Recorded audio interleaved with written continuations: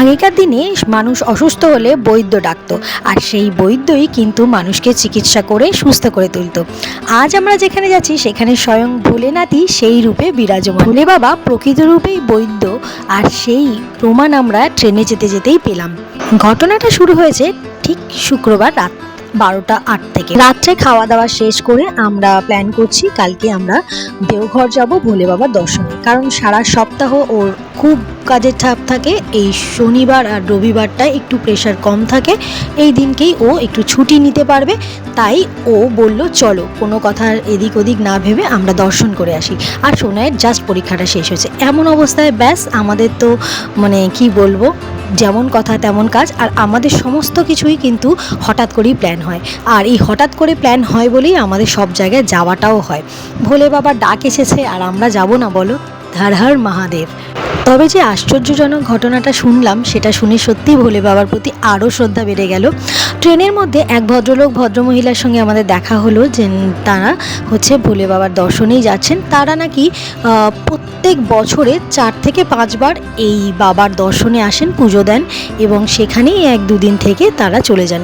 ঘটনাটা এই পর্যন্ত তো ঠিক ছিল, কিন্তু যখন আমরা আরও শুনলাম তখন হচ্ছে মহিলাটি ক্যান্সারে আক্রান্ত ছিলেন এবং তার স্টেজও ছিল অনেকটাই গভীর। তো সেটা আমি বলছি না। তো উনি আমাদেরকে বললেন যে আমাকে ডাক্তার সব জায়গা থেকেই, আমি অনেক ডাক্তার দেখিয়েছি, সবাই বলে দিয়েছিল এনাকে এই ক্যান্সার সারানো যাবে না। তো তখন তিনি ভোলে বাবার পায়ে এসে মানে কান্নাকাটি করলেন এবং মানত করলেন যে বাবা আমাকে সুস্থ করে তোলো, এবং সেখানে এসে প্রত্যেকবার উনি পুজো দিলেন। আজ বর্তমানে তিনি দাঁড়িয়ে একেবারেই ক্যান্সার মুক্ত এবং তিনি সুস্থ স্বাভাবিক, এবং এত ভালো মানে এত সুন্দর ব্যবহার তার, তোমাকে কি বলবো যে সত্যি মানে এইরকম একটা ঘটনা শুনে আমিও আশ্চর্য। আর ভোলেনাথের প্রতি আমার শ্রদ্ধা আর ভালোবাসা আরও বেড়ে গেল, যে বাবা কাছে মন থেকে প্রাণ থেকে এসে চাইলে তার সন্তানদেরকে তিনি সত্যি রোগমুক্ত করেন।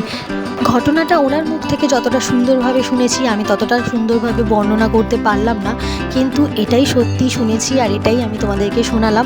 এসে গেছি আমরা মন্দিরের একদম দ্বারে, এটা হচ্ছে পশ্চিম দ্বার, আর এখান থেকেই আমরা গিয়েছিলাম মন্দিরে প্রবেশ করেছিলাম। আমরা ওই মহিলার থেকে এক পুরোহিতের নাম্বার নিয়েছিলাম।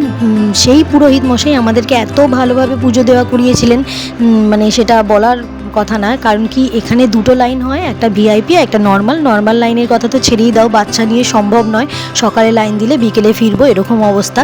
তো আমরা ভিআইপি লাইনের টিকিট কেটেছিলাম, আর ওই পুরোহিত মশাই আমাদেরকে দারুণ সুন্দরভাবে পুজো দিয়েছে, একদম মানে মন শান্তি করে। চলো আমরা ভেতরে গিয়ে পুজো দিই, দেখা হচ্ছে পরের ব্লগে। খুব ভালো করে তোমাদেরকে মহাদেবের দর্শন করাবো। চলো, টাটা।